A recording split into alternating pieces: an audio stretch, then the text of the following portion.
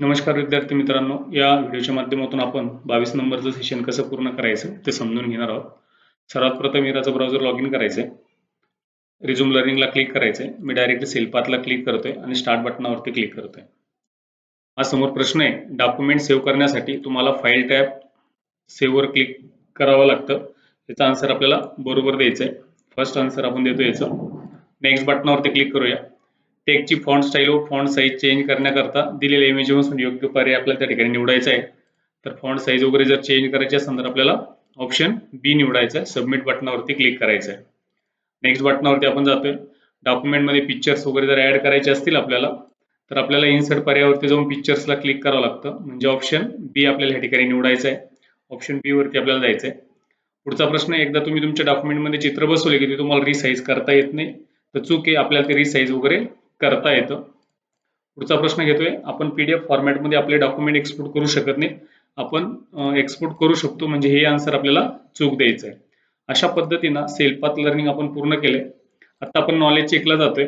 Start exam बटनावरती click करतोय. Next, जेव्हा तुम्ही वर्ड 365 किंवा ऑनलाईन व्हर्जन वापरत असता तेव्हा डॉक्युमेंट आपोआपच सेव्ह होतं.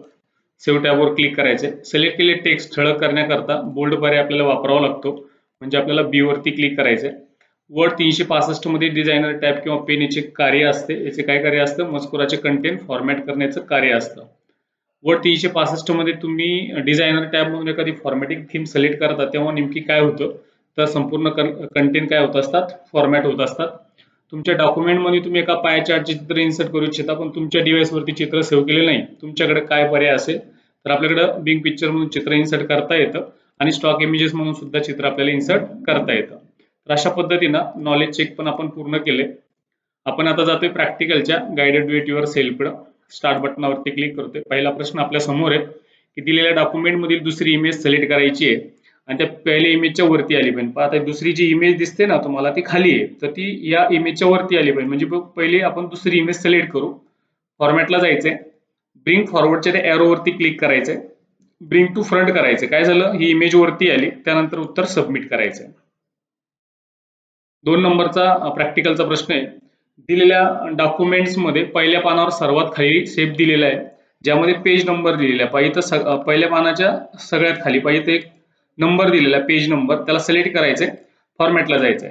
इथं हाईट आणि विड्थ टाकायची आपल्याला. म्हणजे मी 1.149 सिलेक्ट करतो. 1.8 1.8 असं टाईप करायचंय. नेक्स्ट 1.4 असंही टाईप करायचंय. बाजूला क्लिक करून घ्यायचंय. उत्तर सबमिट करायचंय.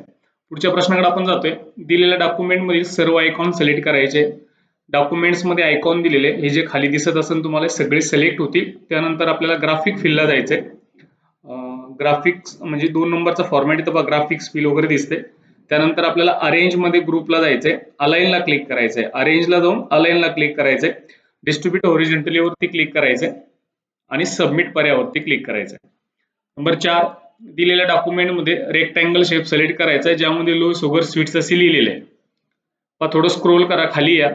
इथं लो शुगर स्वीट्स हा शेप रेक्टँगलला सिलेक्ट करायचा आहे. फॉर्मॅटला जायचंय. शेप फिलला क्लिक करून नो फिल वरती क्लिक करायचंय. सबमिट बटनावरती आपण क्लिक करूया. दिलेल्या डॉक्युमेंट मध्ये रेक्टँगल शेप सिलेक्ट करायचा आहे, ज्यामध्ये लो शुगर स्वीट्स असे लिहिलेले आहे. त्याची हाईट 6 सेंटीमीटर एवढी करायची. परत स्क्रोल करायचंय, खाली यायचंय. परत फॉर्मॅटला जायचंय.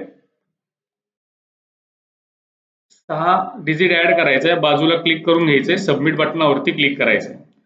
दिलेल्या डॉक्युमेंट मध्ये एका पेजला 2 ब्रेक करण्यासाठी, आता एक पेज आणि त्याला जर 2 ब्रेक जर द्यायचे असतील आपल्याला, तर ते कशा पद्धतीने दिल्या जातात, तर पहिले तुम्हाला लेआउटला जायचंय.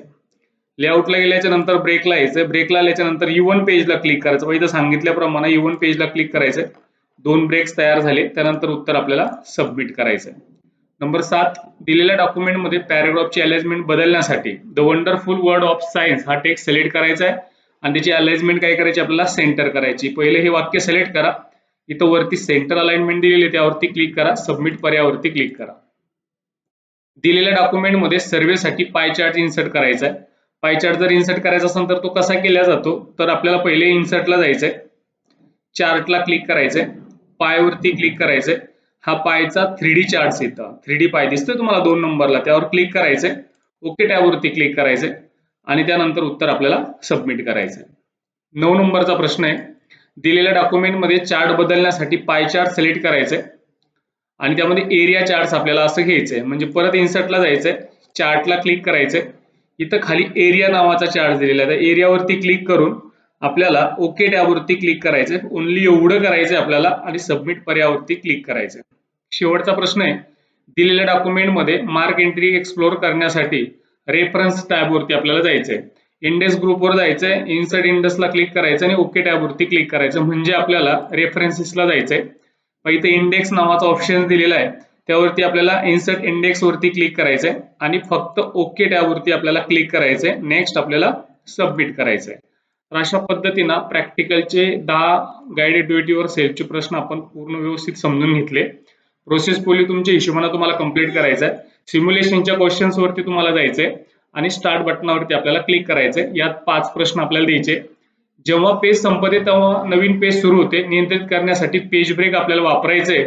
तर आपल्याला इन्सर्टला जायचंय आणि पेज ब्रेकला क्लिक करायचंय. 2 नंबरचा प्रश्न. तुमचे सर्वेक्षण मुद्दे हायलाइट करण्याकरता तुम्हाला एक फॉन्ट आणि साईज घ्यायची. पहिले त्या फॉन्ट वरती जाऊ. इथं तुम्हाला एक फॉन्ट सांगण्यात येईल. कुठला फॉन्ट सांगितलेला आहे ते आपण समजून घेऊ एकदा. सगुणा एक्स्ट्रा लाईट्स नावाचा फॉन्ट आपल्याला सांगितलं, इथे दिसतोय तो 4 नंबर, त्यावरती क्लिक करायचंय आणि साईज 18 एवढी सांगितलेली, ती साईज 18 निवडायची. नंबर 3, डॉक्युमेंटमध्ये पिक्चर जोडू शकता त्या व्यक्तीला प्रकरण अधिक स्पष्टपणे करण्यासाठी कार्यक्षमतेने समजण्यास मदत करेल सर्व्हे रिपोर्टची इमेजेस इन्सर्ट करायची. इन्सर्टला जायचंय, पिक्चरला क्लिक करायचे, तर सर्व्हे रिपोर्टची इमेज दिली त्यावरती क्लिक करायचं, इन्सर्ट बटनावरती क्लिक करायचं.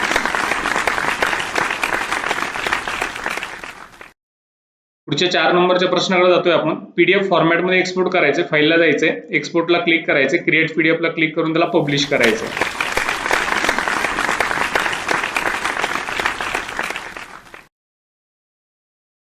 डॉक्युमेंटचे नाव बदलण्यासाठी फाईलला जायचंय, सेव्ह ॲजला क्लिक करायचं, ब्राउजला क्लिक करायचं, डेस्कटॉपला क्लिक करून डेस्कटॉपलाच क्लिक करायचंय, नाव टाकायचं आणि सेव्ह बटनावरती क्लिक करायचं.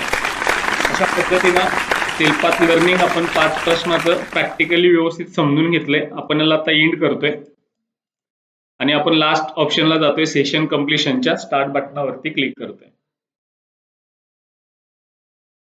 पहिला प्रश्न आहे, रॅम ही कायमस्वरूपी किंवा स्थिर प्रकारचे स्टोरेज मानल्या जातं. चूक उत्तर आहे, रॅम ही तात्पुरत्या स्वरूपाची असते. या व्यतिरिक्त पुढील सर्व मेमरीचे क्षमतेचे वर्णन करण्यासाठी बहुतेक वेळा वापरले जाणारे मापनाची एकके नॅनोबाइट्स. पुढीलपैकी कशात रॅम आणि रॉम फ्लॅश मेमरी? 1 नंबरचा आन्सर आपल्याला या ठिकाणी द्यायचा आहे. मेमरीचे विस्तृत प्रोग्राम्स हे काही भागामध्ये विभाजित केले जातात आणि सेकंडरी व्हिडिओ हार्ड डिस्क मध्ये साठवून ठेवल्या जातात. आभासी व्हर्च्युअल ज्याला आपण म्हणत असतो. अशा पद्धतीनं सेशन कम्प्लिशन सुद्धा आपण पूर्ण केलंय. तर 22 नंबरचं सेशन तुम्हाला अगदी व्यवस्थित समजलेलं असेल. परत पुन्हा भेटू 23 नंबरच्या सेशन मध्ये.